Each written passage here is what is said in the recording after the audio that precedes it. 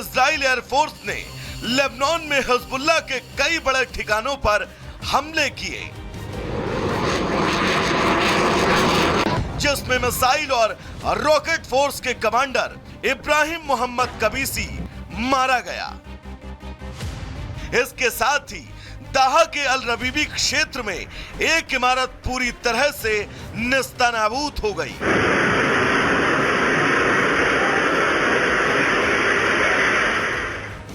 यहां हिजबुल्लाह के 3 लड़ाकों सहित 5 लोग मारे गए।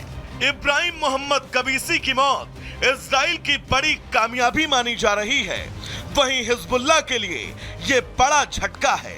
इजराइल ने ऐसा हमला किया जिसकी कल्पना ना तो हिजबुल्लाह ने की थी और ना ही लेबनान ने।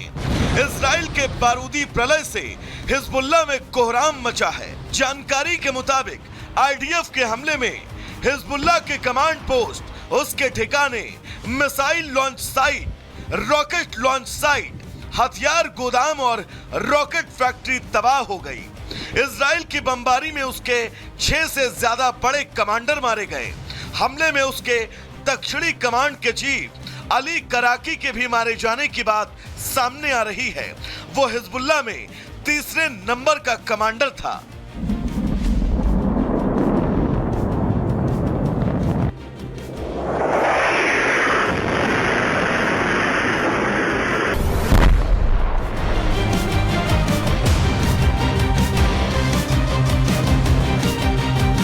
वहीं आईडीएफ के मुताबिक उसने बेरूत समेत पूरे लेबनान में 1600 से ज्यादा एयर स्ट्राइक की। हवाई हमलों में 1100 से ज्यादा टारगेट ध्वस्त हो गए। हिजबुल्लाह की 800 से ज्यादा मिसाइल और रॉकेट लॉन्च साइट तहस नहस हो गई। ऑपरेशन नॉर्दर्न एरो चलाकर हिजबुल्लाह के 50% रॉकेट को जला दिया। हमलों में 500 से ज्यादा लोगों की मौत हुई। करीब 1700 लोग घायल हैं।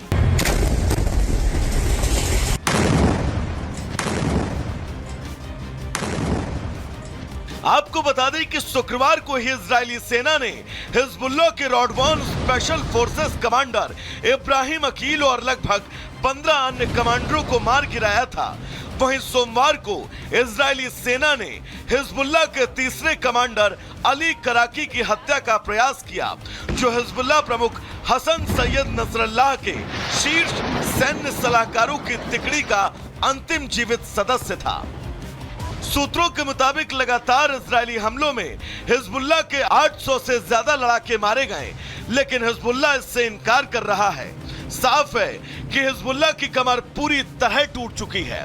उसके टॉप कमांडर ढेर हो चुके हैं और अब वो जान की दुहाई मांग रहा है। इजराइल को सबक सिखाने की धमकी देने वाला अब खुद की जान बचाने के लिए मुंह छिपाए फिर रहा है।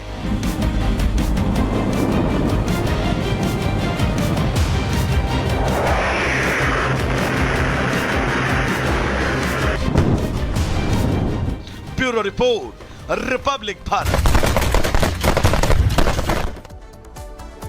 और इजराइल के अटैक के बीच हिजबुल्लाह की तरफ से बड़ा दावा किया जा रहा है। हिजबुल्लाह का कहना है कि इजराइल जो है वो खतरनाक बार कोड वाले पर्चे वहां पर गिरा रहा है, जिसको स्कैन करने के बाद जो संवेदनशील इंफॉर्मेशन है उसको निकाला जा सकता है। और इसीलिए हिजबुल्लाह की तरफ से बेका घाटी में इन पर्चों को उठाने के लिए मना किया गया है। एक रिपोर्ट इसी से जुड़ी आपको दिखाते हैं।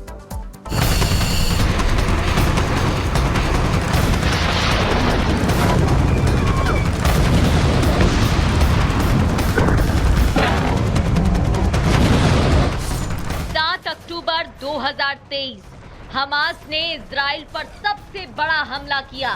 तब उसने नहीं सोचा था कि 1 साल के भीतर पूरा का पूरा गाजा खाक हो जाएगा। हमास का नामो निशान मिट जाएगा। हमास के सभी टॉप लीडर्स को इजराइल चुन चुन कर मौत के घाट उतार देगा। अभी 1 साल भी पूरा नहीं हुआ है और करीब करीब हमास का खात्मा हो चुका है। गाजा में हमास की सुरंगें तबाह हो चुकी हैं। बचे हुए हमास के शैतान रहम की भीख मांग रहे हैं। बचे हुए हमास के लड़ाके चूहों की तरह बिल में छिपे हुए हैं। उन्हें पता चल चुका है कि उनका भी अंत नजदीक है। गाजा में इजराइल ने खौफ की पूरी पिक्चर दिखा दी है। पहले हमास चीफ हानिया मारा गया, फिर उसकी जगह हमास का चीफ बनने वाला गाजा का कसाई भी लापता है। याहिया सिनवार को इजरायली डिफेंस फोर्स ने मौत की नींद सुला दिया है। इजराइल के मिलिट्री इंटेलिजेंस ने दावा किया है कि हमास लीडर याहिया सिनवार की मौत हो चुकी है। गाजा के बाद लेबनान को शमशान बनाने में जुटे इजराइल ने हिजबुल्लाह के आतंक को खत्म करने के लिए एक्शन शुरू कर दिया है। इजरायली डिफेंस फोर्स ने पिछले 30 सालों में लेबनान पर सबसे बड़ा और घातक अटैक किया है। इजराइल का हिजबुल्लाह पर सबसे घातक हमला। आईडीएफ ने लेबनान में किए ताबड़तोड़ हवाई हमले। हिजबुल्लाह के 1600 टारगेट को निशाना बनाया। आईडीएफ ने हिजबुल्लाह के ठिकाने निस्तानाबूद कर दिए। लेबनान में आईडीएफ के हमलों से करीब 500 की मौत। इजराइल के हमले से करीब 2000 लोग घायल। इजराइल ने हिजबुल्लाह के खिलाफ मोर्चा खोला। हिजबुल्लाह के हथियार डिपो पर भी हमला। हमले में हिजबुल्लाह के हथियार डिपो तबाह। आईडीएफ ने इसको ऑपरेशन नॉर्दर्न एरो बताया। और अब इन सब के बीच हिजबुल्लाह ने लेबनान की बेका घाटी के निवासियों को आईडीएफ की तरह से छोड़े गए पर्चों पर बार कोड का उपयोग न करने की चेतावनी दी। साथ ही कहा कि वो फोन से सभी जानकारी वापस ले लें। हिजबुल्लाह का दावा है कि इजराइल ने लेबनान में खतरनाक बारकोड पर्चे गिराए हैं। हिजबुल्लाह के अनुसार इन पर्चों में बहुत खतरनाक बारकोड है, जहां उन्हें लेबनान की बेका घाटी में छोड़ा जा रहा है। बयान के मुताबिक बारकोड को स्कैन करने से फोन से संवेदनशील जानकारी निकाली जा सकती है। हालांकि इन सब के बीच पर्चों को लेकर इजराइल की ओर से कोई भी बयान नहीं आया है। अब ऐसे में साफ है, इजराइल अपने किसी भी दुश्मन को छोड़ने वाला नहीं है। Bureau report, Republic Bharat. और हिजबुल्लाह पर अब जो तकनीक है उसके जरिए हमले किए जा रहे हैं। Pager, walkie talkie, solar panel के बाद अब ये कहा जा रहा है कि बारकोड अटैक किया गया है। बारकोड क्या है? जो हम आप इस्तेमाल करते हैं पेमेंट करने के लिए या किसी चीज को देखने के लिए, उसकी सच्चाई चेक करने के लिए। दावा यह किया जा रहा है कि बेका घाटी में हिजबुल्लाह ने बड़ा दावा किया है कि अब बारकोड के जरिए हमले किए जा रहे हैं। इजरायली सेना ने कई पर्चे फेंके हैं, ये हिजबुल्लाह दावा कर रहा है। साथ ही ये भी कहा है कि इन पर्चों में बहुत खतरनाक बारकोड हैं। स्कैन करने से फोन की संवेदनशील जानकारी निकालने का दावा किया जा रहा है। तो ये बारकोड के जरिए पर्चे फेंके जा रहे हैं, पर्चों के जरिए बारकोड फेंके जा रहे हैं और उसको स्कैन अगर करते हैं हिजबुल्लाह के आतंकी तो उनकी जानकारी गायब हो रही है, ये दावे किए जा रहे हैं। बारकोड वाले पर्चे का इस्तेमाल ना करें, ये कहा गया है हिजबुल्लाह की ओर से कि अगर आपको बारकोड वाला पर्चा कहीं गिरा हुआ मिलता है तो उसको यूज ना करें, उसे खोले मत, उसको स्कैन मत करें। आरोप पर इजराइल ने कोई बयान अभी तक नहीं दिया है। इसके पहले भी आरोप इजराइल पर रखते रहे हैं, वॉकी टॉकी, सोलर पैनल और पेजर को लेकर भी जब उसमें धमाके हुए थे। अब एक और आरोप लग रहा है, लेकिन इजरायली सेना ने इसको लेकर अभी तक कोई बयान नहीं दिया है। एक और अहम खबर के रुख करते हैं महिमा। बिल्कुल, देखिए लेबनान की अगर जानकारी आपको दी, आपने सुना कि वॉकी टॉकी, पेज और उसके बाद सोलर पैनल की जानकारी आपको अनामिका भी दे रही थी, कैसे धमाके बैक टू बैक हुए। लेकिन इन तस्वीरों के बाद से सवाल खड़ा होता है कि एक नई तकनीक का युद्ध जो है वो फिलहाल शुरू हो चुका है। अब ऐसे में जो बड़े बड़े देश हैं उन पर भी खतरा लगातार मंडरा रहा है। अमेरिका भी इस पूरी खबर को लेकर अलर्ट मोड पर आ चुका है। इस पर आप इस रिपोर्ट को देखिए।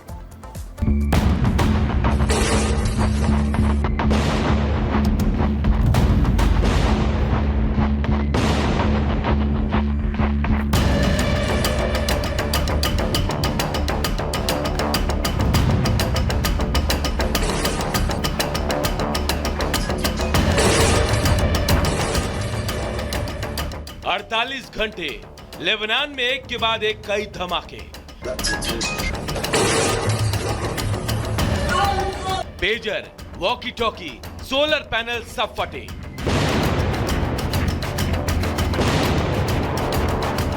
लेबनान में धमाका, टेंशन में क्यों अमेरिका? यूं तो इजराइल ने लेबनान में छोटे छोटे धमाके करके अपने दुश्मन हिजबुल्लाह को बड़ी चोट पहुंचाई है, लेकिन इजराइल के इस कदम ने दुनिया भर के कई देशों की चिंता बढ़ा दी है। खासकर इजराइल के सबसे करीबी और दुनिया भर में महाशक्ति माना जाने वाला अमेरिका काफी परेशान है। आलम यह है कि खतरनाक तकनीक हमले के बाद अमेरिका भी सतर्क हो गया। अमेरिकी वाणिज्य विभाग सुरक्षा चिंताओं के कारण देश में चल रही गाड़ियों में चीनी सॉफ्टवेयर और हार्डवेयर पर प्रतिबंध लगाने की सोच रहा है। सूत्रों ने बताया कि अगर अमेरिका चीन के खिलाफ ये कदम उठाता है तो चीन से ऑटोमेटिक ड्राइविंग सिस्टम, सॉफ्टवेयर और हार्डवेयर वाली गाड़ियों के आयात और बिक्री पर प्रतिबंध लग जाएगा। इजराइल में जो धमाके हुए उसके बाद तो अमेरिका का यह कदम कई मायनों में जरूरी भी माना जा रहा है।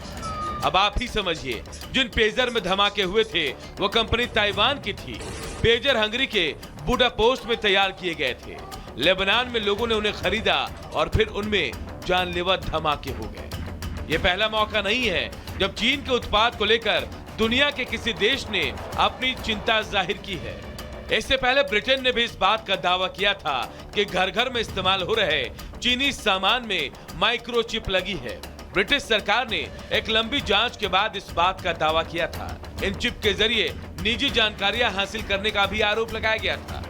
यही नहीं, कारों में इस्तेमाल होने वाले पार्ट्स जो चीन से बनकर आते हैं उनमें भी जासूसी वाले चिप लगे हैं।